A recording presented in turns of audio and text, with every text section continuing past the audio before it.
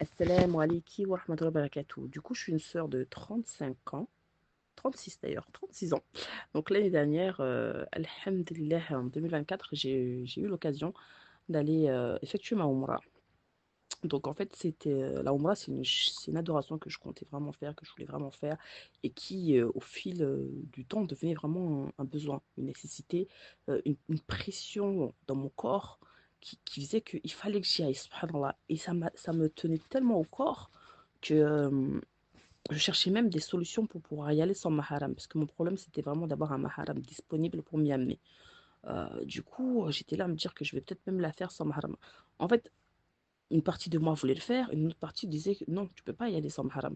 Et en vrai de vrai, sincèrement, je pense que je l'aurais pas faite sans mahram parce que je voulais pas faire une aussi belle adoration en commençant par un péché. Même si j'ai su par la suite que c'était accepté, hein, mais ce n'est pas non plus une bonne manière de commencer sa umrah.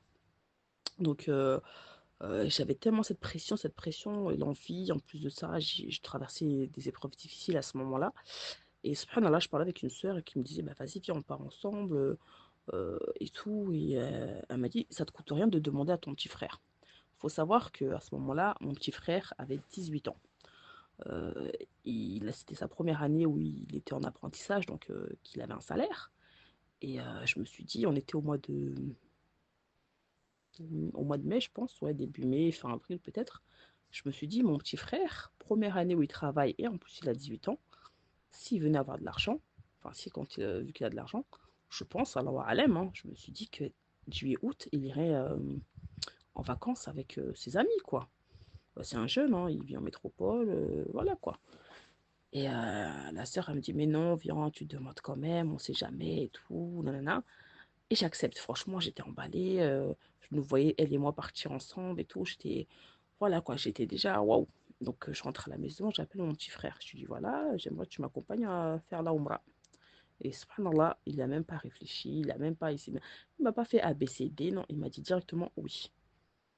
J'étais tellement contente que je me suis dit, non, il faut que je boucle les billets là.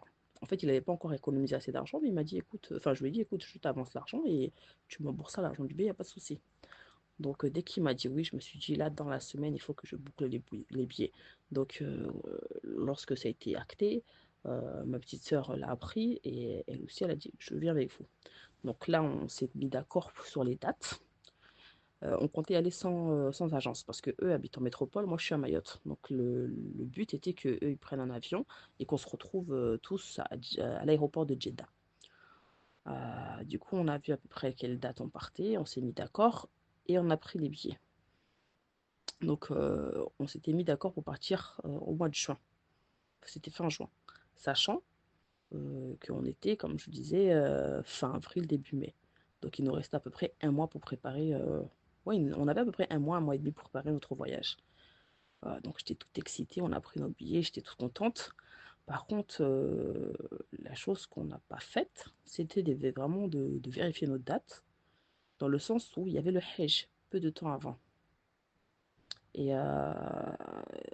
du coup, à force de suivre les vidéos sur Internet, sur enfin, sur la Mecque, j'apprends que la Mecque est fermée. En fait, chaque année, c'est chose que je ne savais pas, ils ferment peu de temps avant le Hajj et quelques temps après le Hajj, l'histoire de réguler les pèlerins et tout.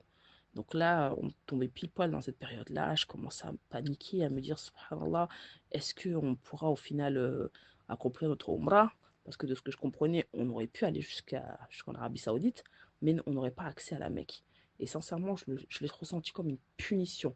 Je me suis dit, tu t'imagines, tu as eu le mahram, tu as eu le billet, et tu arrives sur place, tu ne peux pas faire ta Umrah? J'étais pas bien, les sources, en fait, c'était pas 100% sûr. Un coup, tu entendais une personne qui disait les dates, c'est de telle date à telle date. Tu t'entendais d'autres dates dans d'autres aussi. Donc, on était très dans le flou. Bon, ça dit quoi qu'il en soit, on y va, on a nos billets. Mon billet à moi, en tout cas, n'était pas remboursable. Donc, voilà, pas le choix. Et alhamdulillah, ma cousine aussi a décidé de prendre un billet et de venir avec nous. Donc, moi et ma cousine, on partait de Mayotte. Mon frère et ma sœur partaient de métropole. Donc, voilà. Donc, en ce qui concerne tout ce qui est organisation, on a fait nos visas en ligne. Donc, comme je disais, je regardais beaucoup les vidéos d'influenceurs, ou je sais pas comment vous les appelez, de gens sur Internet. Et j'avais vu, voilà, tel site c'est moins cher, comme ça c'est moins cher aussi. Et je suis quelqu'un de très stressé, donc je voulais vraiment prendre nos visas en avance. Je voulais pas les avoir une fois sur place, même si je voyais beaucoup de gens disaient qu'on pouvait le prendre sur place à l'aéroport, mais j'avais trop peur. J'ai dit, je préfère les avoir en avance, on l'a entre les mains, on est tranquille. Du coup, on a fait nos visas, alhamdulillah. J'ai beaucoup regardé les vidéos sur YouTube, sur les rites du Hajj. J'ai aussi regardé des dars qui en parlaient, écouté des dars qui en parlaient. Et alhamdulillah, subhanallah, dans ma bibliothèque, j'ai trouvé aussi un livre sur les rites du pèlerinage et de la Umrah. Donc, alhamdulillah, on s'est préparé. Enfin, en tout cas, je me suis préparé de mon côté de cette manière-là. Euh, et donc, pour la préparation de mes bagages, comme je disais, j'ai beaucoup regardé les vidéos, donc comment les gens préparaient eux leurs bagages et tout. Donc, moi, j'avais pris 4-5 habayas à peu près avec le jupe et khimar qui vont avec. Je comptais m'acheter des habayas là-bas. Pas beaucoup parce que j'avais vu que c'est pas du tout mon style. Ils aiment beaucoup les trucs avec paillettes et compagnie.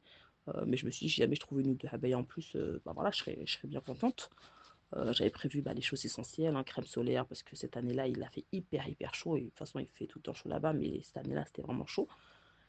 Et voilà, une petite trousse de médicaments, les trucs les plus importants, quoi, Doliprane, Specta, enfin voilà, trucs de survie. Et donc voilà, c'est vraiment, j'ai pas pris grand-chose. Ensuite, tout ce qui a été préparation du voyage outre la valise, exemple les réservations d'hôtels, de Airbnb et compagnie, on avait pris, parce que comme je vous avais dit, on n'était pas sûr de pouvoir aller à Mecca, donc on a décidé de commencer par Médine. Comme ça repoussait les dates de notre arrivée à Mecca. Donc, on s'est dit, dès qu'on arrive à Jeddah, on part à Médine. Donc pour Médine, on s'est pris un Airbnb. Et sincèrement, je ne le regrette pas du tout. C'est vrai que c'était pas un appartement qui était à 2 pas du masjid et tout, mais là où on était, moi, c'était un petit quartier simple. J'ai beaucoup apprécié, sincèrement. On n'est pas non plus, on n'a pas non plus fait le tour du quartier et compagnie, hein. On a fait un peu vite fait, mais ce que j'ai beaucoup aimé, c'est qu'on était vraiment au sein de la ville, si je peux dire. Je sais pas comment expliquer. On n'était pas qu'avec des touristes, voilà. Le matin, mon frère se levait, il allait prier le Fajr dans une petite mosquée de quartier. Et il avait été tellement bien reçu par l'imam. Mais moi, ça m'avait touché. Pourtant, j'ai pas mis mes pieds dans cette mosquée, j'ai pas vu la tête de l'imam. Mais j'ai été touchée parce que même j'ai vu que mon frère avait beaucoup aimé son accueil. Euh, et puis l'imam a pris le temps de venir se présenter, de présenter mon frère aussi à la mosquée. Et on a quitté Médine, ça avait quand même touché un peu l'imam, et mon frère était parti même lui dire au revoir. Enfin, pourtant, il se voyait très peu parce que la journée, on n'était pas forcément à notre appartement. Mais voilà, il y a eu ce petit truc et j'ai beaucoup apprécié.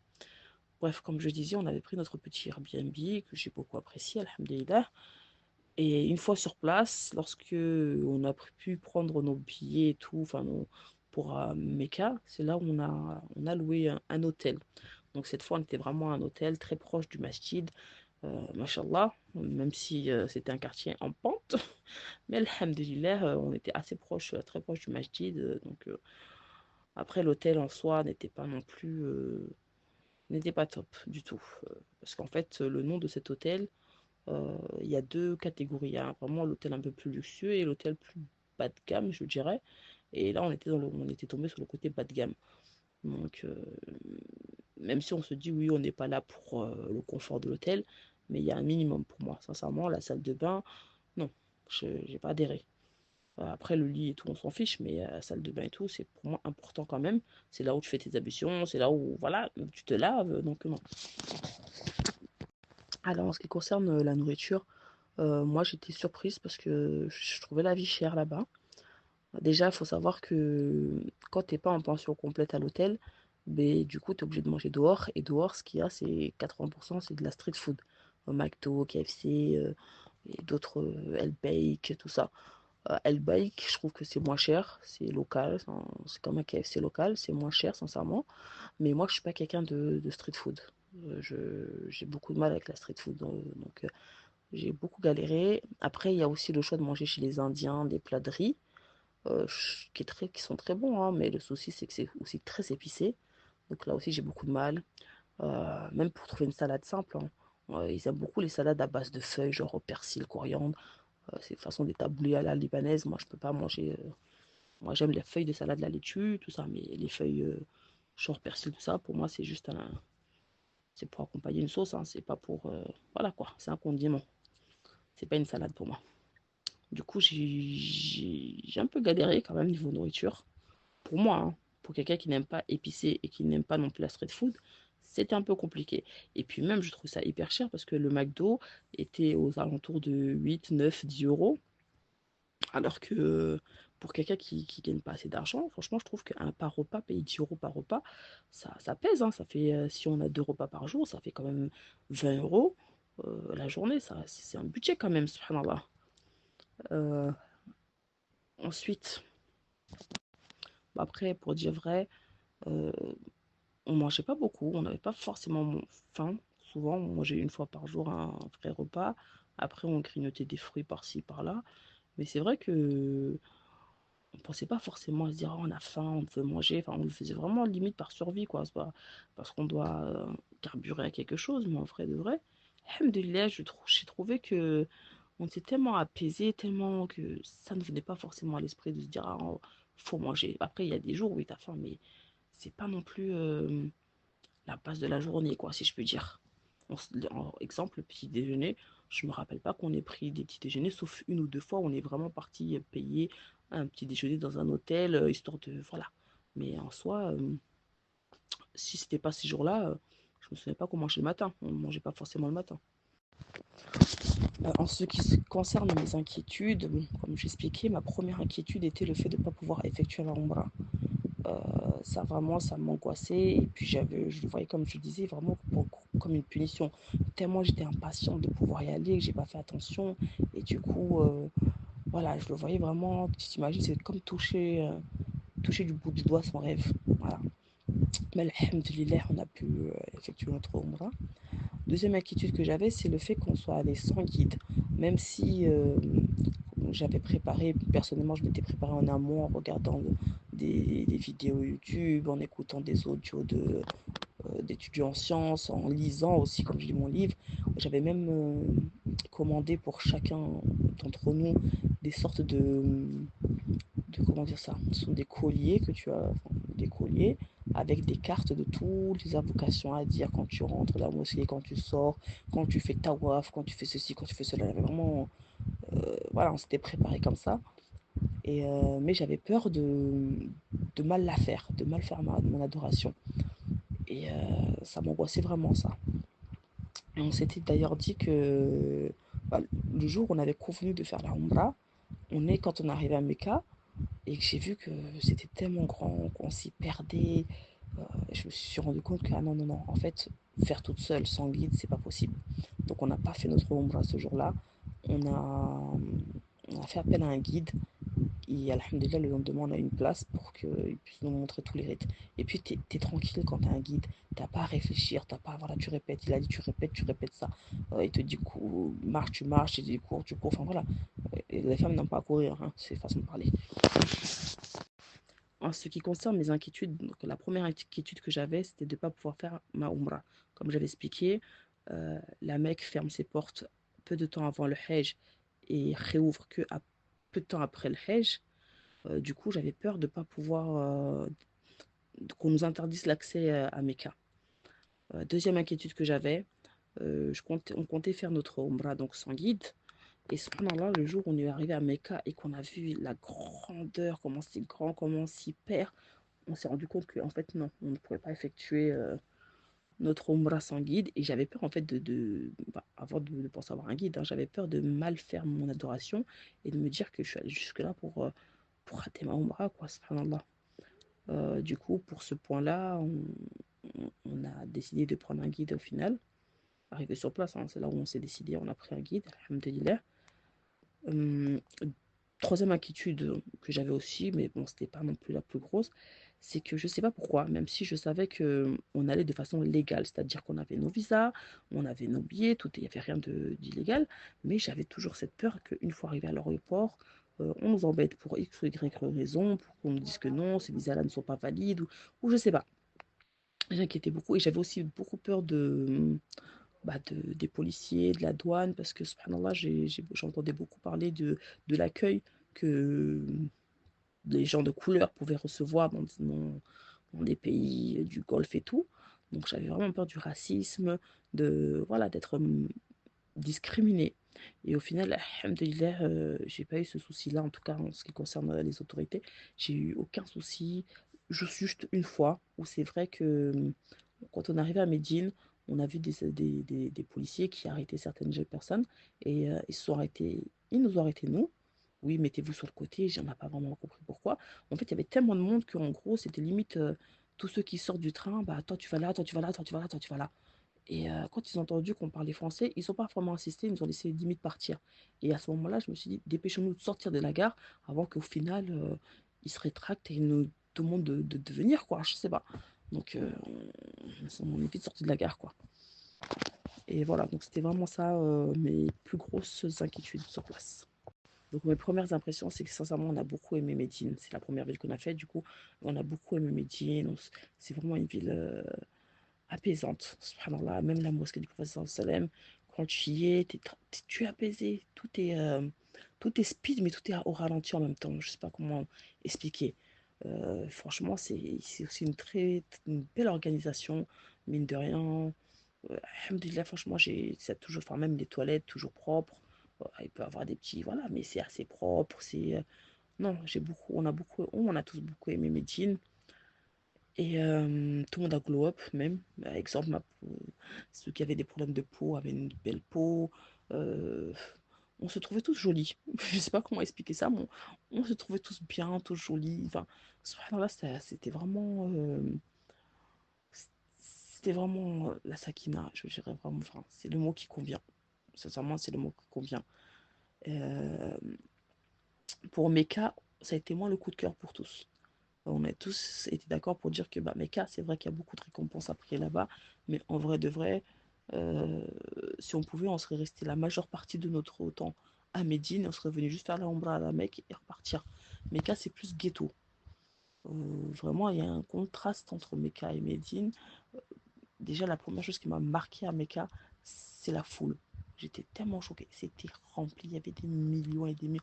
Tu savais même pas regarder tellement c'était rempli. Subhanallah. On est arrivé, c'était à peu près l'heure de. Il me semble, si je me trompe pas, que c'était l'heure d'après de soit de Maghrib, soit de l'Asr. Et il y avait tellement, c'était tellement bondé que déjà de base, on n'a même pas pu aller jusqu'à la mosquée. On a dû prier bah, dehors. Même pas sur le parvis là où il y a carrelage blanc, mais vraiment dehors, dehors. Limite dans une rue, quoi. Et enfin, c'est pas limite, c'est vraiment dans une rue. Et c'était vraiment ghetto. Et c'est là où je me dis que d'avoir un tapis portable, ça nous a servi. Parce que bah, du coup, comme on a dû prier dans une rue, il y a pas de tapis, il y a pas de. C'était pas propre comme à Médine. Euh, du coup, alhamdoulilah qu'il y avait mon tapis. Mais non, mais quand on était choqués, déjà de la foule, alors que je me dis qu'il y avait autant de monde à Médine sûrement, mais ça paraissait moins imposant. Bon, après, je pense qu'il y avait quand même un petit peu moins de monde à Médine, mais il y avait aussi beaucoup de monde à Médine.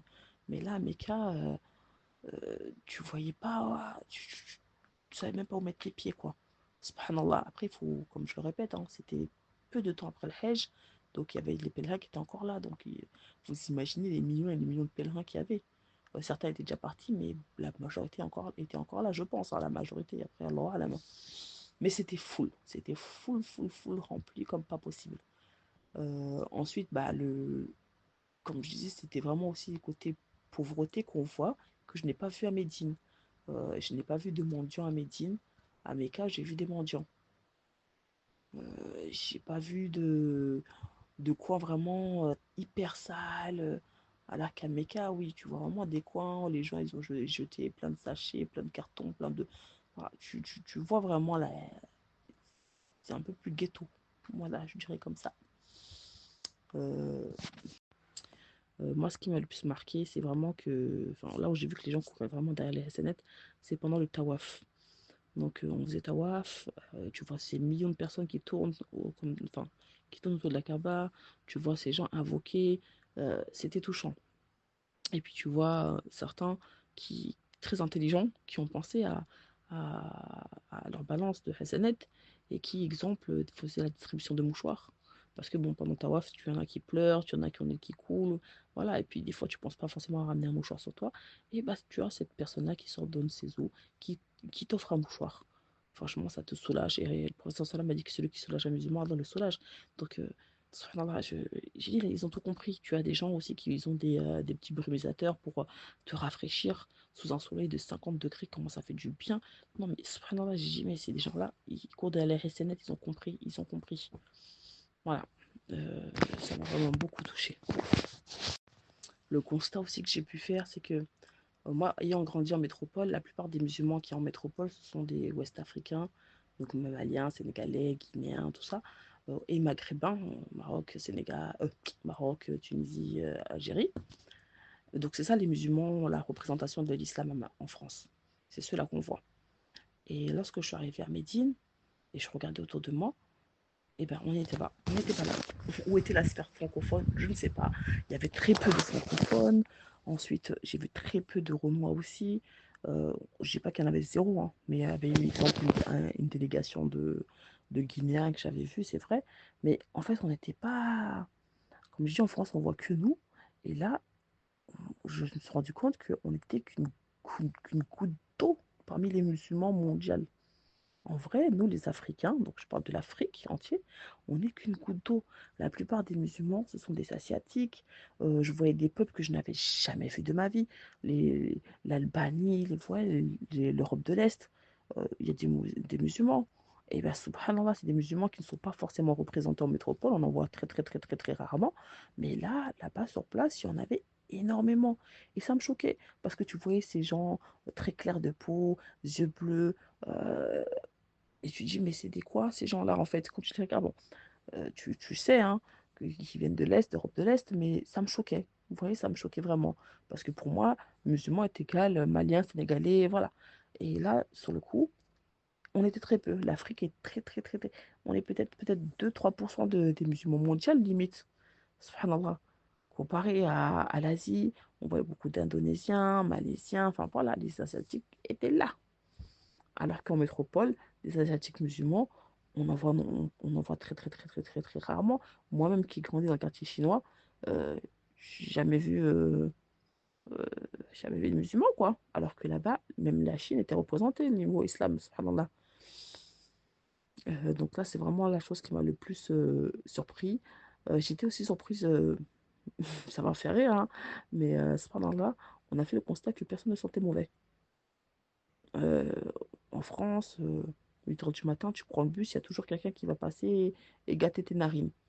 Même ici à Mayotte, avec le soleil de plomb, tu as toujours les gens, tu sais, les papas qui, tu sais qu'eux, ils ont travaillé au Malavouni, ils ont travaillé dans un chantier, ils passent devant toi, ce qui est normal, hein, je ne dis pas, mais il y a toujours quelqu'un pour gâter tes narines. Là-bas, je n'ai pas senti de mauvaise odeur, et pourtant, comme je dis, c'est la terre entière qui est représentée, subhanallah, et il n'y a personne j'ai senti une odeur chez personne, subhanallah, ça m'a choqué. Ou même le sol est toujours propre, malgré que des fois, t'as des coins où il y a beaucoup de pigeons. Et en plus, pendant là, on vend de la nourriture pour pouvoir leur donner. Et c'est pas pour autant que tu vois une crotte de pigeon par terre. Et c'est surprenant. Je me dis, mais est-ce qu'ils ont l'interdiction de... Je sais pas. Je sais pas comment ça se fait. Subhanallah. Une chose aussi qui m'avait marqué, euh, c'est que, bon, comme j'expliquais, les gens courent derrière les SNET, machallah. Et dans les lieux touristiques, ça je l'ai beaucoup vu, exemple, quand on est parti à Uhud, tu vois des gens qui vendent des cartons de mini bouteilles d'eau, et juste à côté, enfin, ils les vendent juste en bas enfin, juste là où il y a le lieu touristique, et tu trouveras des touristes qui, eux, vont acheter ces cartons-là pour pouvoir distribuer fils sabilillah. Je comprends, hein, c'est le principe même de la vente. Il y a l'acheteur, enfin, il y a le vendeur et il y a le client. Mais j'étais gênée. En fait, j'étais gênée de me dire que, euh, exemple, si ça avait été moi qui étais la vendeuse, je ne me vois pas vendre quelque chose et la personne va le prendre pour donner fils à billah juste à côté, au même endroit en fait. Pour moi, c'est logique que tu rentres dans un supermarché, voilà, une petite supérette, tu achètes ton carton d'eau et ensuite tu vas le déposer. Voilà, le vendeur qui est à la supérette, il voit pas ce que tu fais de ton carton d'eau. Mais le fait d'être là, de me dire que ce vendeur-là, il voit son frère en islam prendre, enfin acheter pour aller donner fils sabilillah, j'aurais eu honte, moi, de vendre. J'aurais préféré être celle qui donne fils sabilillah. Tu vois ce que je veux dire? Mais après, en même temps, c'est son travail d'être vendeur d'eau. Sans ça, peut-être il peut pas payer son loyer. C'est tout à fait normal, je le comprends. Mais j'étais mal à l'aise de ce truc. Voilà. Donc, pour ce qui est négatif, comme j'ai dit, moi, ce qui a été négatif pour moi, bah, c'est le choix d'hôtel à Mecca. Même si c'est pas non plus, comme j'ai dit, on passait pas notre vie à l'hôtel, mais la salle de bain était vraiment pas du tout top. J'ai pas apprécié du tout. Euh, la nourriture, comme j'expliquais, vu que je suis pas fan de street food et je mange pas non plus épicé, c'était compliqué. Après, bon, alhamdulillah, hein, on pouvait trouver des fruits, même des fruits qu'on trouve pas ailleurs. Euh, Quand j'ai ailleurs, c'est pour la Mayotte en tout cas. Donc j'étais bien contente de pouvoir goûter par-ci par-là à certains fruits. Hum, voilà, c'est vraiment mes deux points négatifs. J'ai eu une expérience raciste, c'est vrai, lorsque j'étais à Médine, là, avec un groupe de sœurs qui venaient d'Égypte. Mais alhamdulillah, voilà, franchement, alhamdulillah, il faut vraiment savoir que c'est un lieu où toutes les nationalités se rencontrent et il faut faire preuve de patience. Voilà, il faut savoir que on n'a pas tous les mêmes mœurs, on n'a pas tous les mêmes codes de politesse. Ce qui peut être l'extrême politesse dans un pays peut être peut-être offensant dans d'autres pays. Donc il faut juste être patiente. Sincèrement, il faut patienter, faut pas calculer. Après, j'ai remarqué que, bon, en tout cas à midi, moi, même à Mecca, hein, les gens sont pas non plus bagarreurs, ils viennent pas chercher des problèmes. Alhamdulillah, j'ai pas vu de gens se disputer comme quand il y a souvent des foules et tout. Donc, alhamdulillah. Mais voilà, il faut savoir patienter parce que j'ai vu certains comportements qui, pour moi, étaient choquants, mais peut-être que dans leur pays, à ces gens-là, c'est culturel. Euh, Exemple, rôter comme ça haute voix, pour moi, c'était offensant. Mais pour la personne qui l'a fait, peut-être que chez eux, c'est normal. Subhanallah. Euh, et euh, et j'ai eu ce que j'ai trouvé aussi un peu dommage, surtout, c'est que dans les rangs, je trouve que les gens ne savent pas se ranger quand c'est l'heure de prier. Les gens se rangent plutôt par nationalité. Je dis pas que oui, on peut pas se mettre par nationalité, hein, mais exemple, un groupe je sais pas, de Français, ils vont prier collés entre eux Français, quitte à créer comment dire ça, à ne pas suivre les rangs. Voilà, c'est surtout ce côté-là. Je trouvais que les gens, des fois, ils ne voulaient pas suivre forcément les rangs pour pouvoir prier avec leur groupe. Et ça, je l'ai beaucoup vu, surtout quand on prie, exemple, dehors sur le baraza de Médine. À l'intérieur, je ne l'ai pas ressenti, mais dehors, oui, les gens sont un peu comme ça. Des fois, même, ça faisait des rangs bizarres. Et bon, après, voilà. Et je trouve que les autorités devraient mettre des pancartes pour vraiment expliquer comment on sert un rang, l'importance surtout, tu vois. Ensuite, qu'est-ce que j'aurais trouvé de négatif? Voilà, c'est vraiment ces petits côtés-là. En tout cas, il y a bien une chose que j'ai pris conscience parce que avant de partir, je voyais beaucoup de vidéos sur Instagram ou autres où on voyait des policiers limite chasser des pèlerins qui prient Haja, Haja, Haja, Haja, tu vois. Et subhanallah, pour avoir été sur place, moi, chapeau à ces policiers, chapeau à l'État saoudien, parce que c'est vraiment difficile de gérer des millions et des millions de personnes. Et nous, ce qu'on voyait, c'était limite des agressions, mais quand tu es sur place, tu comprends en fait. On se rend pas compte, mais quand c'est l'heure de prier, tout le monde s'arrête là où il est et prie. Alors que là où tu es, des fois, c'est juste un chemin. Donc, bien sûr que tu vas pas te dire que j'ai fini ma prière obligatoire, je vais faire des sunnas alors que c'est un chemin. Donc, obligé, les policiers viennent te dire que non, lève-toi, trouve ailleurs pour prier, mais pas sur le chemin.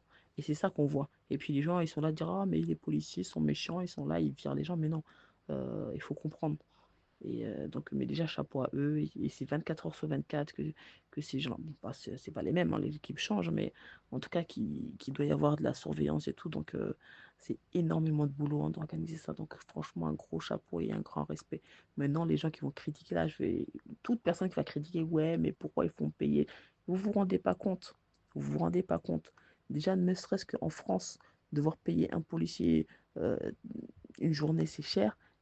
Imaginez-vous, 24 heures sur 24, faut des policiers. Et c'est pas un, deux, trois ou quatre policiers, mais c'est des centaines et des centaines d'employés toute la journée. C'est chaud, c'est de l'argent ça. En plus, subhanallah, il fait tellement chaud. En tout cas, je ne sais pas si c'est propre à l'époque où moi j'y étais, mais l'État mettait à disposition de l'eau fraîche.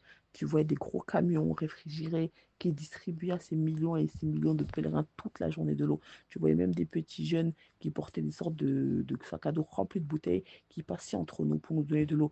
Donc, non, chapeau, chapeau.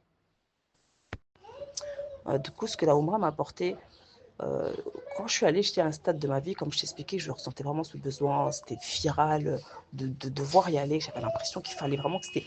Limite pour moi, c'était un médicament, je ne sais pas.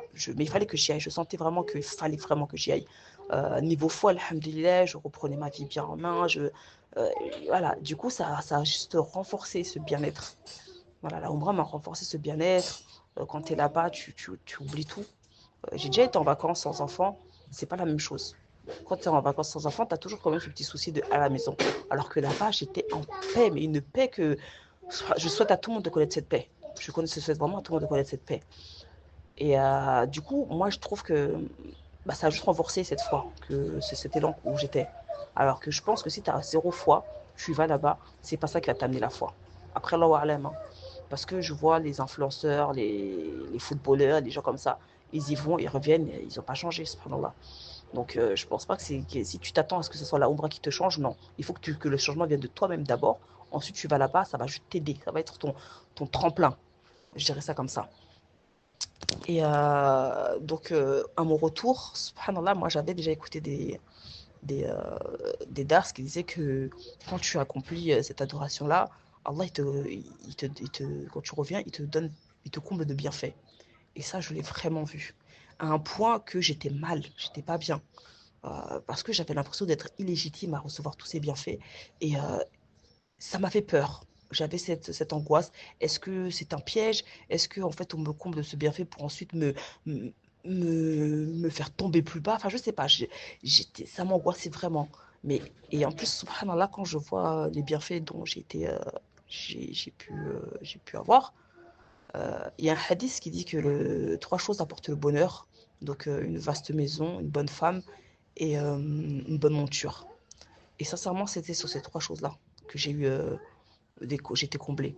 Avant de partir, j'avais une voiture qui était tombée en panne, les réparateurs m'avaient fait n'importe quoi, j'étais vraiment fâchée et la voiture ne démarrait plus. Quand je suis revenue, j'avais pour objectif d'acheter une voiture avant mon départ. Je voulais vraiment l'acheter avant mon départ. J'étais partie chez des concessionnaires, j'avais vu une voiture qui me plaisait, sauf qu'ils avaient dû la faire louer. Ils m'ont dit dans une semaine reviens, je suis revenue, toujours pas. Quand je suis revenue encore une fois, on m'a dit que la voiture elle a été accidentée, qu'il fallait qu'ils réparent la carrosserie. Enfin bref, toujours des soucis. Du coup, je suis partie sans l'avoir acheté. Et elle était hyper chère. C'était une voiture qui était hyper chère. Mais bon, voilà, j'avais besoin d'une voiture et je voyais pas meilleure offre. Quand je suis revenue, alhamdulillah, mon père m'a trouvé une voiture. Encore mieux que celle qui était là-bas. Et vraiment la moitié de prix. Je me suis dit, mais c'était vraiment une grosse économie, quoi. J'étais vraiment heureuse, j'étais contente. Et waouh! Avant de partir, comme je dis, je venais de divorcer. Je venais de divorcer, j'étais sortie de mon IDA quelques mois avant. Euh, et, euh, et là, je suis revenue, je me suis mariée. Euh, Avant de partir, encore une fois, j'avais pour projet d'acheter un terrain pour pouvoir construire. Et j'avais déjà donné l'argent à ma tante, elle m'avait déjà trouvé une place qu'elle devait racheter à un ami. Sauf que cet ami, comment dire ça, on lui avait dit oui, faut aller chercher pour avoir le titre. Il était pas sur place, il était en métropole. Quand il reviendrait, donc c'est l'été, juillet, août, on pourrait faire les démarches de papier, tout ça, tout ça. Bref, ça me paraissait long quand même et compliqué. Mais j'avais déjà donné l'argent et voilà. Et quand je suis revenue, on m'appelle un matin. Faïssa, ramène ta pièce d'identité et tout pour les papiers. On va aller appeler le géomètre pour mesurer. Et c'était sur un autre terrain. Ce n'était pas le terrain de base qu'on m'avait proposé. C'était un autre encore mieux. Mais j'étais tellement contente. Donc, sincèrement, et tout ça, ça me paraissait illégitime. Pourquoi moi? Pourquoi moi j'ai le droit à tout ça? Déjà, j'ai eu la récompense de pouvoir aller à la Ombra. C'est déjà énorme. Et là, j'ai tout ça en plus. Et j'avais même appelé une sœur pour lui raconter cette illégitimité que je ressentais et cette peur, cette angoisse. Je ne sais pas pourquoi, il y avait trop de bienfaits d'un coup.